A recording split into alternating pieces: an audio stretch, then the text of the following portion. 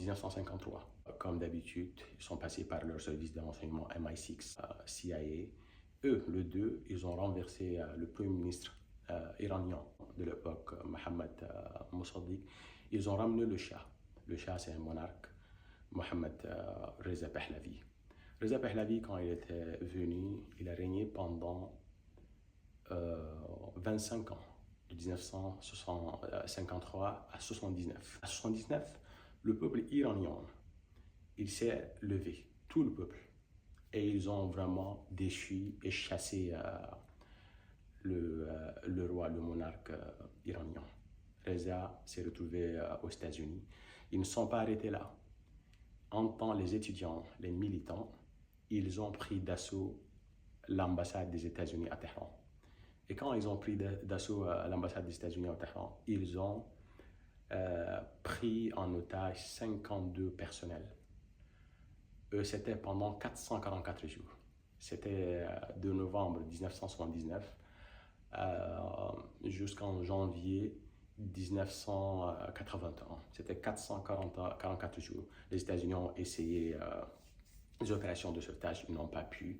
Et pendant la prise d'otage, les étudiants qui ont pris en otage le personnel de l'ambassade des États-Unis à Téhéran, il faut savoir que c'est ces mêmes généraux. Ceux-là, ils ont intégré l'armée, ils ont intégré les gardiens des révolutions islamiques et ils sont devenus des généraux maintenant. Donc, il faut imaginer leur loyauté envers Khomeini et envers leur pays. C'est indéfectible, on ne peut pas changer ça, pas du tout. Quand ils ont pris en otage le personnel pendant le 444 jours, il faut savoir que toutes les ambassades du monde, ils ont un appareil pas trop sophistiqué, mais très important dans toutes les ambassades. On appelle ça peut-être la destructrice des papiers ou déchiqueteuse, quelque chose comme ça. C'est un appareil, tu mets le papier et puis ça va vraiment couper ça en petits bouts de morceaux. Le papier était parce que quand ils ont pris d'assaut l'ambassade, les employés ont pu trouver le temps de vraiment détruire tout le document parce qu'il y a des documents secrets et comme dans toutes les ambassades du monde, surtout celui des États-Unis, il y a sûrement des agents de renseignement, des espions qui travaillent là et il faut détruire certains documents. Malgré que le papier a été détruit, les étudiants ici, les futurs généraux maintenant, les généraux maintenant, ils ont pu scotcher ça. Ils ont pu tout coller et ils ont trouvé que pendant tout le règne du Shah, c'est l'ambassade des États-Unis qui dictait tout. Donc ça veut dire que tout le malheur, tout ce qu'ils ont subi de la part du régime, ça venait de l'ambassade des États-Unis. Donc ils étaient furieux et ils avaient deux exigences en temps. La première est de rapatrier le Shah, le ramener. D'après eux, c'est un criminel, c'est un Iranien. Il a surtout, quand il quittait, il a amassé des milliards, il a quitté avec. Il faut le rapatrier. La deuxième chose, c'est qu'ils veulent que les États-Unis s'excusent. Et c'est là où les tensions ont commencé entre l'Iran et les États-Unis. Donc, c'était quelque chose d'ancré depuis longtemps. Et ils ne font pas confiance. Malgré ce qu'on nous dit, le régime est comme ça, ils ont des oppositions, bien sûr, comme tout le régime du monde. Ils ont des opposants qui ne s'entendent pas avec leur gouvernement, mais ils ont vu et ils ont su, et le passé leur a appris que les États-Unis, l'Israël, ce n'est pas leurs amis. S'ils se retournent contre leur régime, ce qui va venir est pire encore. Les Israéliens, ils ont initié la guerre le 13 juin dernier, ils ont attaqué l'Iran. Quand l'Iran était sur le point de rencontrer leur homologue américain pour parler du nucléaire iranien, le 15. Israël a attaqué 2 jours plus tôt. Dans les premières minutes, ils ont pu faire des tirs précis, assassiner plusieurs généraux officiers et ils ont appelé certains. Ils ont appelé certains officiers pour leur dire que voilà, la prochaine fois, ça sera le tour de votre famille. Vos enfants seront morts.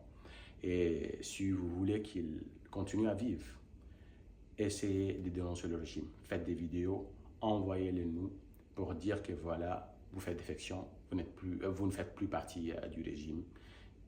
On va laisser la vie sauve à votre famille. Il faut admettre que c'est un coup de génie de la part du service de renseignement israélien Mais il faut aussi reconnaître que les généraux iraniens sont d'une loyauté incroyable, quoi.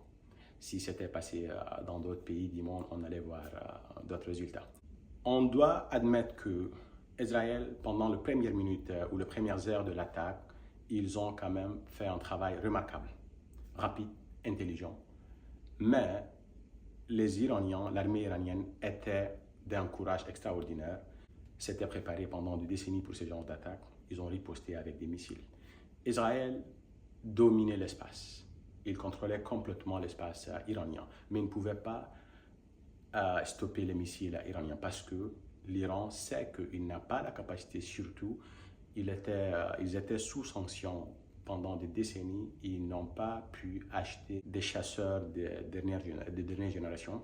Alors, ils ont travaillé sur le système de missiles et ils se sont retrouvés avec des cruises de hypersonique, hypersonique. Il n'y a que 3 pays, la Chine, la Russie et l'Iran, qui en ont ça. Ils peuvent téléguider ça et frapper à Haïfa, Tel Aviv, là où ils veulent. L'autre point est que l'autre avantage pour l'Iran est que l'Iran est trop grand.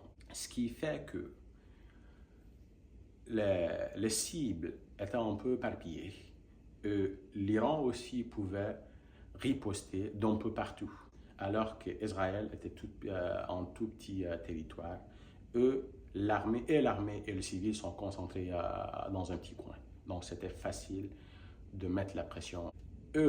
Surtout que l'Iran fabrique lui-même ses missiles et ses armements. Par contre, l'Israël, ce n'est pas le cas. Bien qu'il fabrique certaines armes, mais ils dépendent en majorité des pays occidentaux, surtout les États-Unis. Et les États-Unis aussi ne fabriquent pas assez, pas facilement.